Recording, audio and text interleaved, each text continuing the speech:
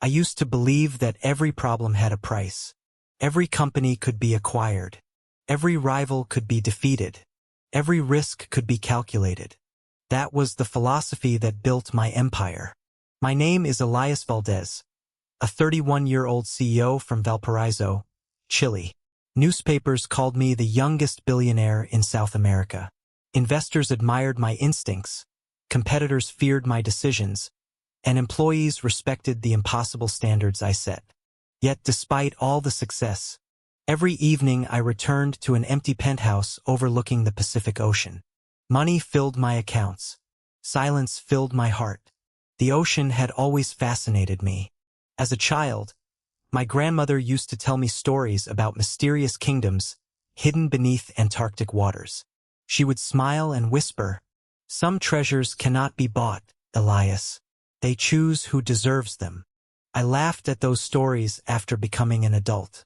Magic wasn't real. Only business was. Or so I believed. That morning I boarded my luxury yacht to inspect a new sustainable shipping route stretching toward the icy southern seas. The weather forecast promised clear skies. The ocean disagreed.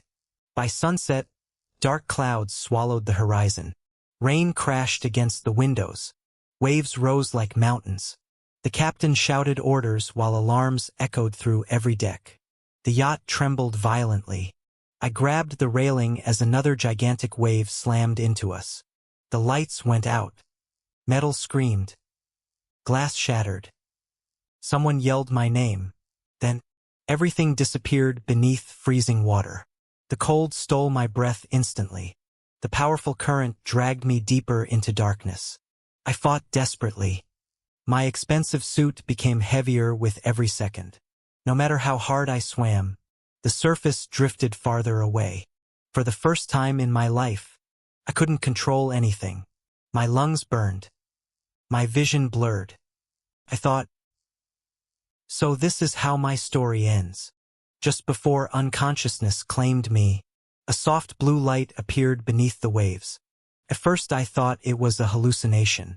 Then the light moved gracefully through the darkness. It wasn't a machine. It wasn't a diver. It was someone. Long silver blue hair floated like moonlight through the water. Bright sapphire eyes met mine. His expression held neither fear nor curiosity, only compassion. Before I could understand what I was seeing, strong arms wrapped around me. Warm despite the freezing sea, he lifted me effortlessly toward another glowing passage beneath the ocean. Everything became quiet. The violent storm vanished behind us. Instead, glowing coral forests illuminated an enormous underwater world. Schools of shimmering fish surrounded us. Massive crystal arches stretched across the seabed. Ancient buildings carved from luminous stone reflected every color of the sea. It wasn't a dream. It was an entire civilization, hidden beneath Antarctica's icy waters. The stranger carried me into a magnificent palace surrounded by enormous pearl towers. Elegant sea creatures swam peacefully through gardens of glowing anemones.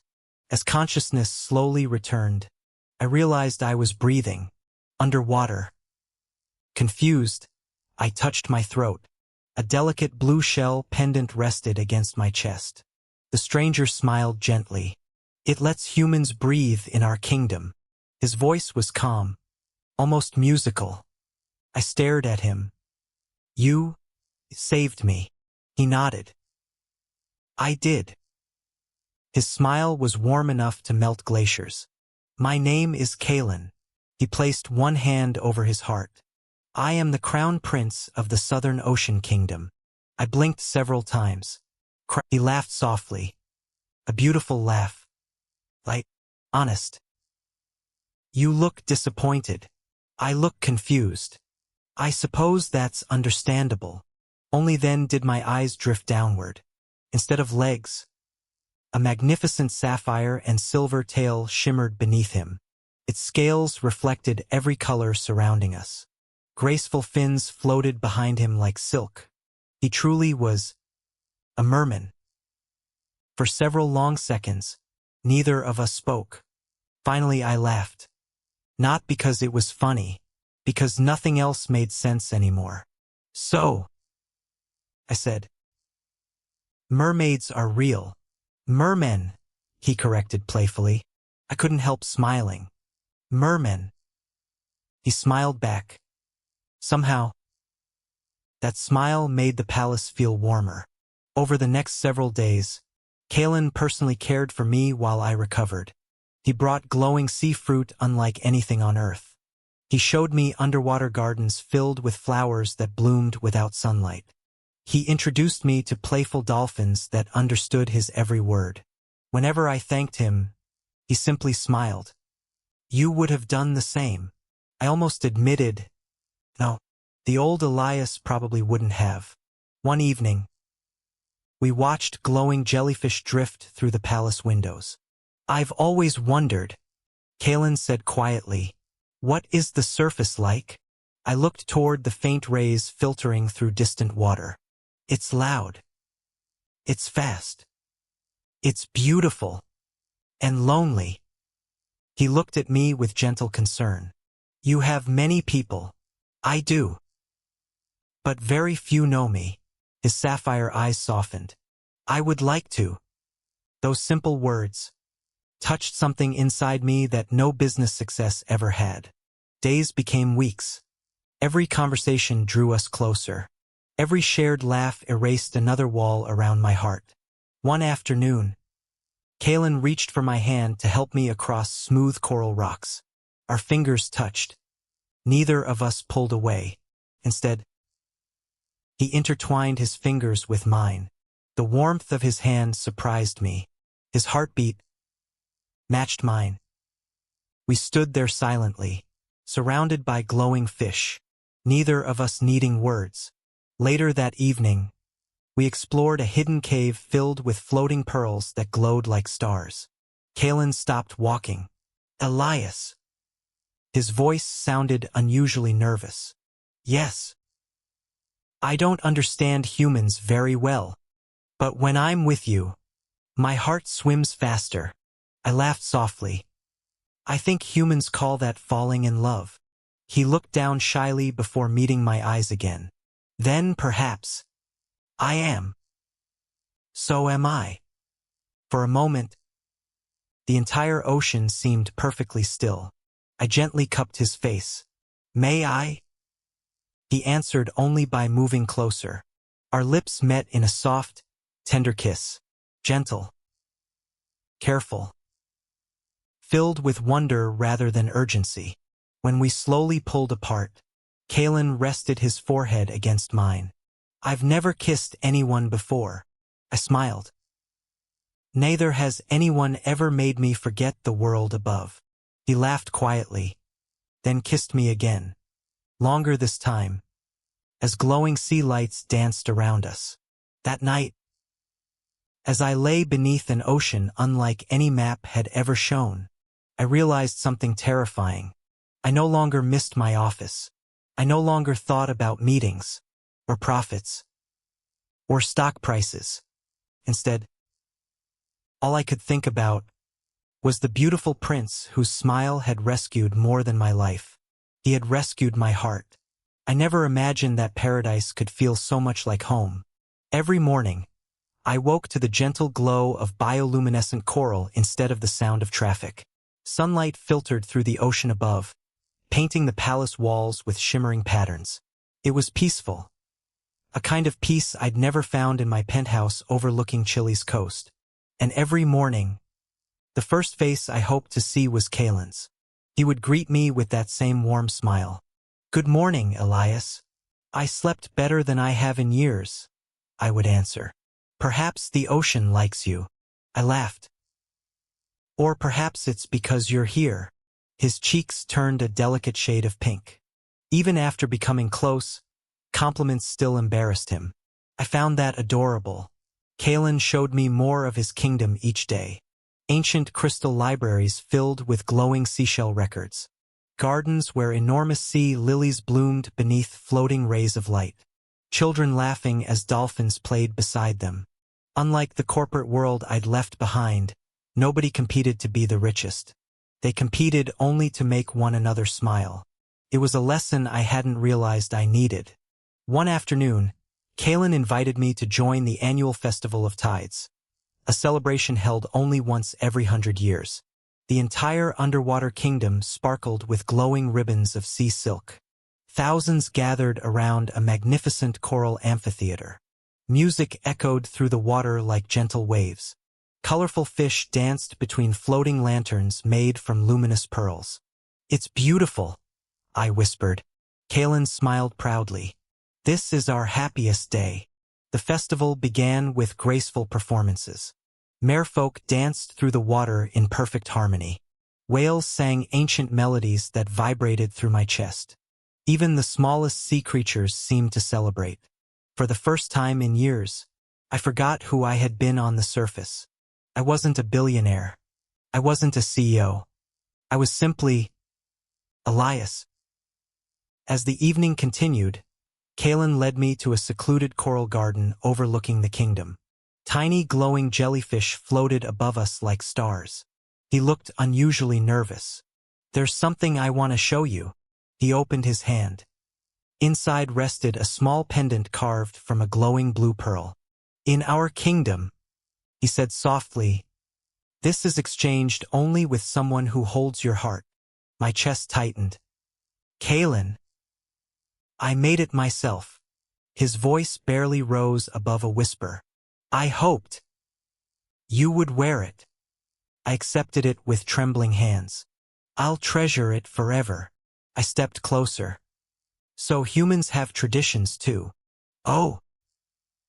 "When someone gives you something this meaningful," I gently lifted his chin, "they usually receive something in return."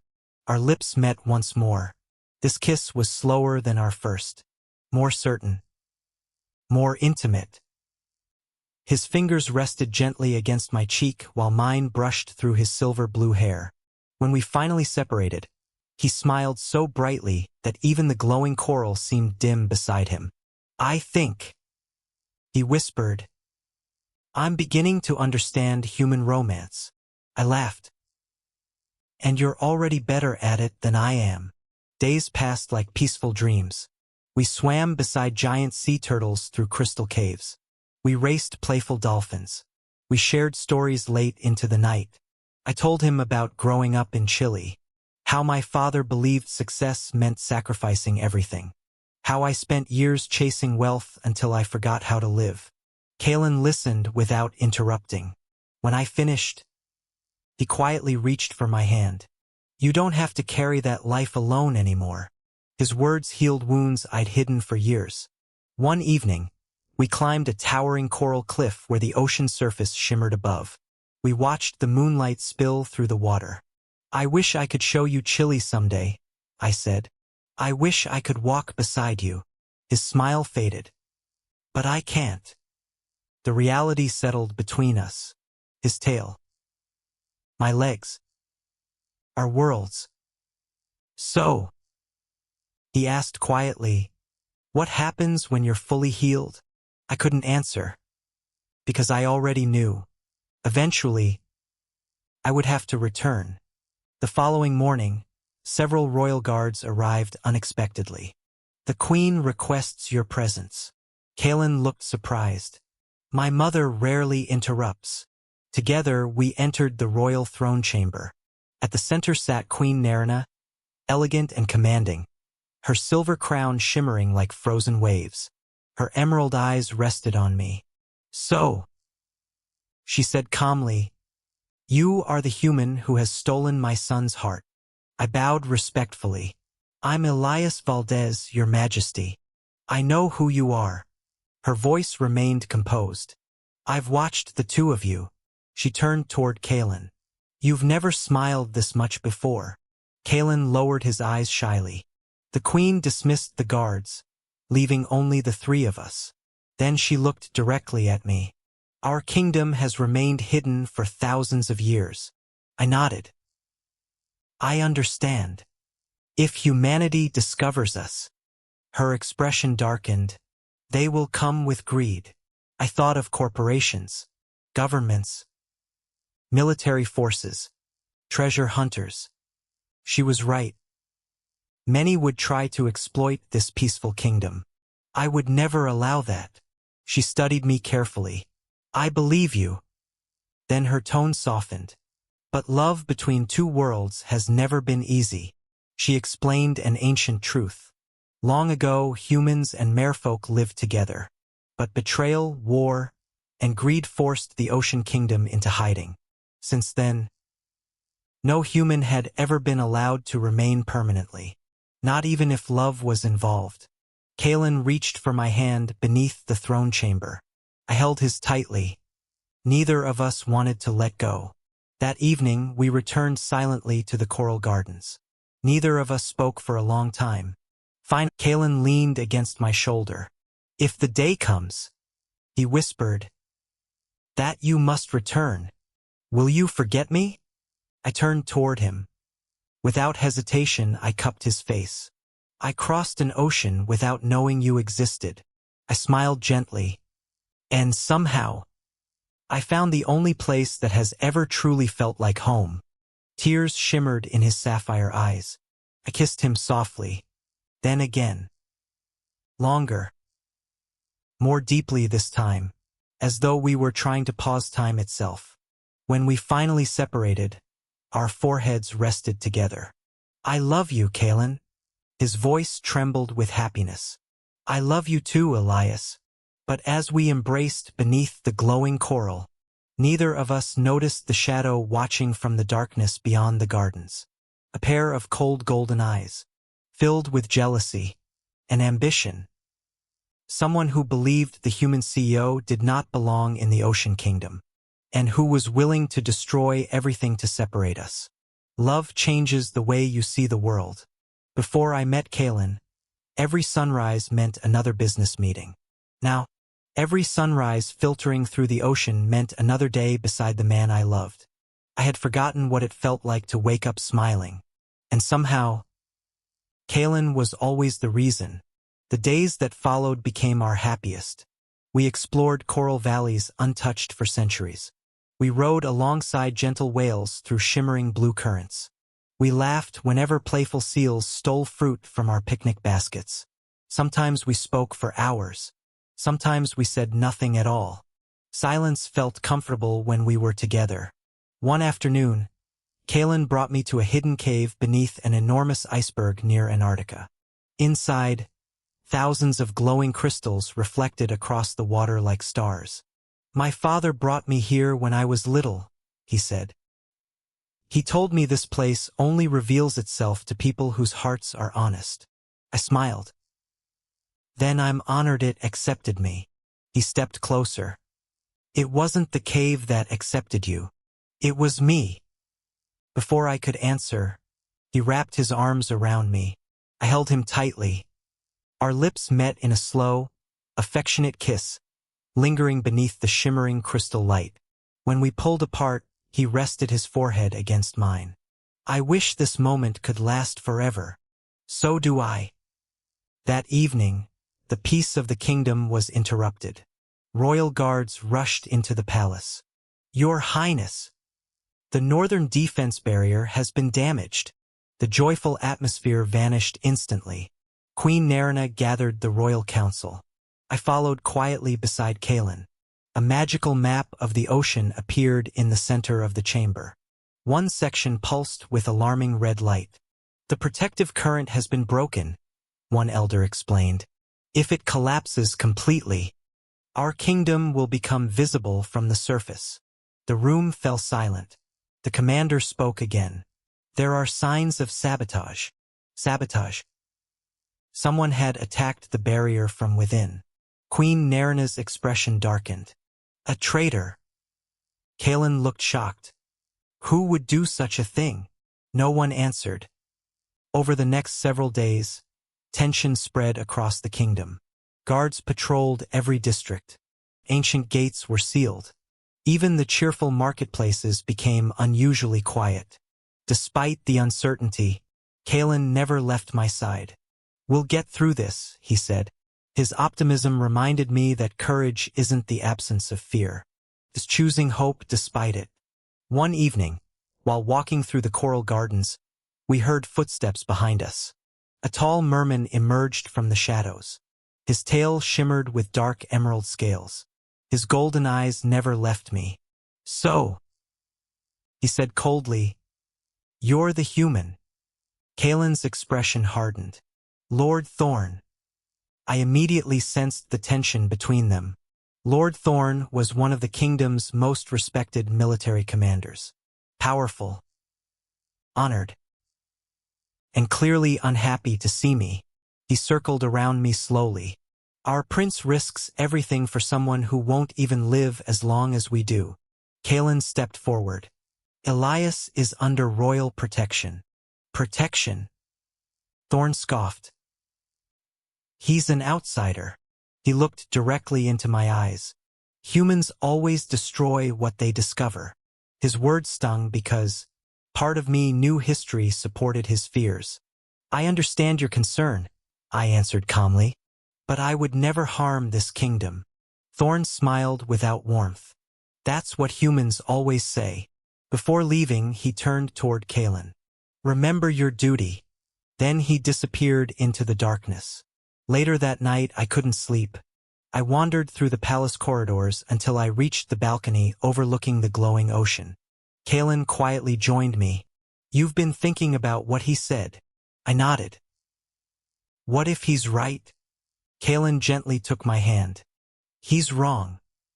"You don't know that." "I do." He smiled softly. "Because I've seen your heart." I looked toward the distant surface. "I spent years building an empire. I made difficult choices. I hurt people without realizing it. I thought success meant winning." Caelan squeezed my hand. "And now?" I smiled sadly. "Now I think success is having someone worth coming home to." His eyes glistened. Without saying another word, he leaned forward and kissed me. Slowly. Tenderly. His hand rested against my cheek while mine wrapped gently around his waist. When the kiss ended, he whispered, "You already have a home." Several days later, Queen Nerina summoned us again. Her face carried unusual concern. Our investigators discovered evidence. The chamber became silent. The barrier was damaged intentionally. But that's not all. She raised an ancient shell engraved with glowing symbols. This relic records magical signatures. A royal scholar activated it. The shell projected an image. The figure sabotaging the barrier was Lord Thorn. Gasps filled the room. Before anyone could react, an explosion echoed throughout the palace. The walls trembled violently. The lights flickered. Another blast followed. Guards rushed inside. "Your Majesty! The eastern gate has been breached." Panic spread instantly. Thorn's voice echoed through the palace from outside. "You've forgotten who our true enemy is." The water around the palace churned violently. Dark sea creatures, corrupted by forbidden magic, surged toward the city alongside Thorn's followers. The peaceful kingdom was under attack. Caelan immediately grabbed his ceremonial spear. "I have to protect my people." I reached for his hand. "I'm coming with you." "No." His voice was firm. "It's too dangerous." I looked directly into his sapphire eyes. "When the storm took my life, you saved me. I won't stand by while you face yours alone." For a long moment, he simply looked at me. Then he smiled. The ocean truly chose well. He leaned forward. Our lips met one more time. A kiss filled with love, hope, and uncertainty. When we finally separated, he rested his forehead against mine. "Stay close to me. I always will." Together, we swam toward the battlefield, not as a prince and a rescued stranger, but as two hearts determined to protect the future they dreamed of sharing. Fear has a strange way of revealing what truly matters. As explosions echoed through the underwater kingdom, I realized I wasn't afraid of losing my company. I wasn't afraid of losing my wealth. I was afraid of losing Caelan. The peaceful streets that had once been filled with music were now crowded with frightened families. Royal guards guided children toward crystal shelters while healers cared for the injured. Above us, giant sea turtles carried elderly citizens to safety. The beautiful kingdom I'd fallen in love with had become a battlefield. Caelan led the royal guards with remarkable courage. His sapphire tail flashed through the water as he defended the palace gates. Every movement of his enchanted spear created brilliant waves of blue light, pushing back the corrupted sea creatures. Watching him, I didn't see a prince. I saw a leader willing to risk everything for his people. And I loved him even more. I couldn't fight with magic. But years as a CEO had taught me something equally valuable: how to stay calm in chaos. As the guards struggled to organize evacuations, I noticed the panic causing more danger than the attack itself. I quickly began directing groups of volunteers. You too, help the healers. Move the children through the Western Coral Tunnel. Seal this passage until everyone is safe. The guards hesitated at first. Then they followed my instructions. Soon, order began replacing panic. Queen Nerina watched from the palace balcony. One of her advisors smiled. The human thinks like a commander. The queen nodded. He protects others before himself. Perhaps she was beginning to see me differently. Meanwhile, Lord Thorn's army advanced toward the Heart Pearl, the ancient crystal that powered the magical barrier hiding the kingdom. If it fell, the Ocean Kingdom would be exposed forever. Caelan turned toward me. Elias, I need you to stay behind. I shook my head immediately. I've already made that decision once. And it almost cost me you. I stepped closer. We faced this together. He smiled. I suppose you're impossible to argue with. I've been told that. Despite the battle around us, hearing that laugh again reminded me exactly why I was fighting. Together, we reached the sacred chamber protecting the Heart Pearl. The enormous crystal floated above an ancient pedestal, glowing with soft blue light. Then, a powerful blast shook the chamber. Lord Thorn entered with several followers. His golden eyes burned with determination. You still choose the human. Caelan stood between Thorn and the Heart Pearl. I choose love. Thorn clenched his spear. Love has made you weak. No. Caelan answered calmly. It has made me stronger. The battle began. Blue currents clashed with emerald waves. Ancient magic illuminated the chamber. I stayed behind the protective barrier, helping injured guards while searching for a way to assist. Then I noticed something. Thorn wasn't trying to defeat Caelan. He was aiming for the Heart Pearl. If he destroys it, I whispered, everything ends. As Caelan blocked another attack, Thorn suddenly changed direction. He lunged toward the glowing crystal. Without thinking, I threw myself forward. The impact knocked Thorn off balance just long enough. The crystal remained untouched, but I wasn't as fortunate. The magical blast struck me directly. Pain spread through my entire body. I fell to the chamber floor. Elias! Caelan's terrified voice echoed through the water. Everything became distant. I could barely hear the battle. The world faded in and out. Then I felt warm hands gently lifting me. Caelan held me close, his sapphire eyes filled with tears. You promised, he whispered. You'd stay beside me. I smiled weakly. I still intend to. He shook his head. Don't leave me. I won't. With the little strength I had left, I touched his cheek. I love you.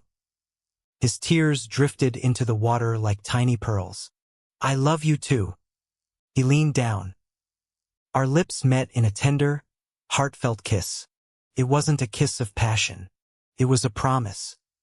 A promise that neither of us was ready to say goodbye. Their quiet moment was interrupted by Queen Nerina. She raised her royal trident toward the Heart Pearl. Ancient symbols surrounded the chamber. The kingdom answers only to those whose hearts are selfless. The heart pearl began shining brighter than ever before. Its light wrapped around both Caelan and me. The magical blast that had injured me slowly disappeared. My strength returned. The queen smiled gently. The pearl has accepted your bond. The chamber fell silent. Even Lord Thorn looked stunned. The legends, an elder whispered. They were true. Queen Nerina turned toward the ancient wall where faded carvings glowed to life. The prophecy read, "When a heart from the land and a heart from the sea choose each other without seeking power, the oceans shall unite what history divided." Everyone stared at us. Caelan slowly reached for my hand. I held it tightly. For the first time, hope filled the room. Lord Thorn lowered his weapon. His anger faded into sorrow. I believed humans would destroy us. He looked at me. "I lost my family long ago because of sailors who hunted our people." His voice trembled. "I swore never to trust another human." I stepped toward him. "I'm sorry for what happened. I can't erase your past. But I can choose a different future." Thorn remained silent. Then, he placed his spear on the ground. The battle ends. His remaining followers followed his example. Peace slowly returned to the kingdom. That evening, after the wounded had been treated and families reunited, Caelan and I swam to the same crystal cave where we had first confessed our love. The glowing crystals reflected across the water like countless stars. Neither of us spoke. We simply held each other. Finally, Caelan broke the silence. "The danger is over." I nodded. "But another choice still waits for us. The surface. My company. My life in Chile." He lowered his eyes. "I don't want to ask you to give it up." I gently lifted his chin. "You never asked." "Then why?" I smiled. "Because none of it means anything if I have no one to share it with." He wrapped his arms around me. Our lips met again. Slowly. Sweetly. Filled with relief and hope. When we pulled apart, he whispered, "What happens now?" I looked toward the faint sunlight shining through the distant surface. "I think it's time for both our worlds to meet." People often ask what the greatest deal of my life was. Was it the company that made me a billionaire? Was it the shipping empire that expanded across continents? Was it the investments that doubled my fortune? No. The greatest decision I ever made was choosing love. Several days after peace returned to the Southern Ocean Kingdom, Queen Nerina invited me to the Hall of Tides. The chamber was quieter than usual. Only the Queen, Caelan, the royal elders, and I stood before the glowing heart pearl. The Queen looked at us kindly. "The prophecy has awakened." The heart pearl shimmered with gentle blue light. "It has offered a path that has never existed before." I glanced at Caelan. "A path?" The Queen nodded. "Not one world replacing the other, but both worlds learning to coexist." One of the royal elders stepped forward carrying an ancient crystal. "This is the tide crystal." He placed it beside the heart pearl. For centuries it remained dormant. But love without greed has awakened it. The crystal released a ribbon of shimmering light. A magical doorway slowly formed within the chamber. On one side, the underwater kingdom. On the other, a quiet cove along the coast of southern Chile, where snow-capped mountains met the Pacific Ocean. I could hardly believe my eyes. A bridge between our worlds. I turned to Caelan. He smiled with tears in his eyes. "So," he whispered, "I can finally see your home, and I can always return to yours." Without another word, I embraced him. Our lips met in a joyful kiss, gentle and full of hope. When we pulled apart, we were both laughing. For the first time, our future didn't seem impossible. A week later, I stepped through the magical gateway. The fresh ocean breeze brushed against my face.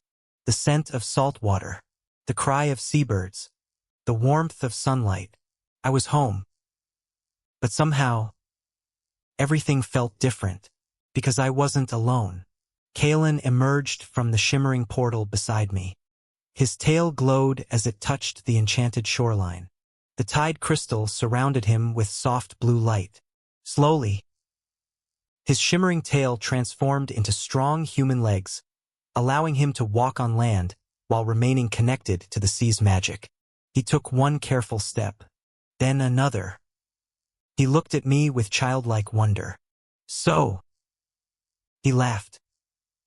"This is walking." I smiled. "And you're already good at it." Over the following weeks, I introduced Caelan to my homeland. The colorful hills of Valparaiso, the vineyards stretching across Chile's valleys, the snow-covered Andes visible in the distance. He was amazed by everything: cars, music, coffee. Even the sound of rain on a rooftop fascinated him. Sometimes people stared at his curiosity, but he only smiled. "I've spent my whole life beneath the ocean. Everything here feels magical." Eventually, I returned to my company. The board of directors welcomed me with relief. They believed I had survived a miraculous shipwreck. No one knew the truth. As they discussed profits, acquisitions, and expansion, at the end of the meeting I stood. "I've made a decision." The room became silent. "I am stepping down as CEO." Shock spread across the boardroom. One director spoke immediately. "You built this company." I smiled peacefully. "And now it's time for someone else to lead it." Another asked, "What could possibly be more important than this empire?" I thought of Caelan waiting outside. His smile, his kindness, his unwavering belief in me. I answered honestly, "My future." Instead of chasing endless growth, I used much of my fortune to create the Ocean Harmony Foundation. Its mission was simple: protect marine life, support coastal communities, promote sustainable oceans. No one knew the foundation was also quietly protecting the secret entrance to the Southern Ocean Kingdom. Some secrets were meant to be guarded with love. Months passed. Humans and merfolk still lived separately, but carefully chosen meetings began between trusted scientists and the Ocean Kingdom. Knowledge was exchanged: medicines, environmental research, ocean conservation, not exploitation, not greed. Exactly as Queen Narina had hoped. Little by little, trust returned between two worlds that had been divided for centuries. The glowing crystals shimmered around us just as they had on the day of our first kiss. He reached into his pocket. "I have something for you." He opened a small shell. Inside were two simple rings, one crafted from polished Chilean silver, the other from a luminous pearl of the Southern Ocean Kingdom. "I asked your jewelers and ours to make them together." He smiled nervously. "I hope you like them." I couldn't stop smiling. "They're perfect." Caelan gently held my hands. "Elias Valdés, you crossed an ocean and changed my life. You taught me that courage isn't only protecting a kingdom. It's also opening your heart." His sapphire eyes glistened. "I don't need a crown. I don't need treasure. I only need you." My vision blurred with happy tears. I slipped one ring onto his finger, then held his face gently. "Caelan, you rescued me from the sea. But the truth is, you rescued me from the life I thought I wanted. I choose you. Today. Tomorrow. Always." He smiled through tears. "So, is that a yes?" I laughed softly. "It's the easiest yes I've ever given." As the northern lights shimmered above Antarctica and glowing sea creatures illuminated the water below, we shared a long, tender kiss. The ocean was calm. The stars were bright. The waves gently touched the shore. In that quiet moment, the border between land and sea no longer felt like a barrier. It felt like a promise. A promise that love could build bridges where fear had built walls. Years later, people would remember Elias Valdés as the billionaire who walked away from his empire. They never understood why. Only I knew the answer. Because I discovered a treasure no fortune could ever buy. A prince whose heart was as vast as the ocean. And every morning, whether beneath Antarctic waters or watching the sunrise over Chile's coast, I woke beside the man I loved, no longer choosing between two worlds, but living in both, together, forever.